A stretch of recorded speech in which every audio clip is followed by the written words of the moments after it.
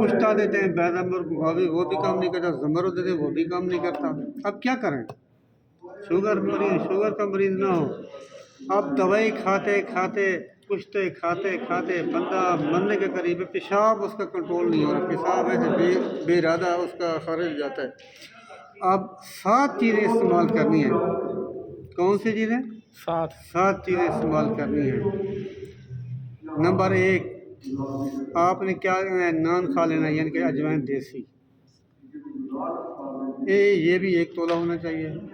तेज़ पत्ता भी 1 तोला होना चाहिए और राई भी 1 तोला होना चाहिए। राई सफ़ेद या राई सफ़ेद? जो कि राई सफ़ेद या मतलब सरसों जी हाँ, राई आम जो इस्तेमाल होती है। खुरदल भी कहते हैं जो। और इसके साथ 5 दाने गरी बादाम के, थोड़े सा 4 नगद लेना है, गुलसुख भी थोड़ा सा डालना है, कश्मीर भी डालना है, थोड़ा सा हस्ब ज़रूरत डाल कर जो ना इसको ग्राइंड कर लें। अब जो बड़ा आदमी है 1 चुटकी दोगे 1 दफ़ा बस,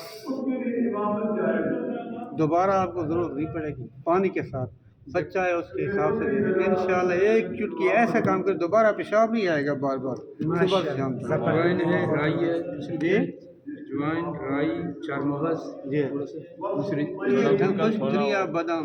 अच्छा हकीम साहब, इसमें एक सवाल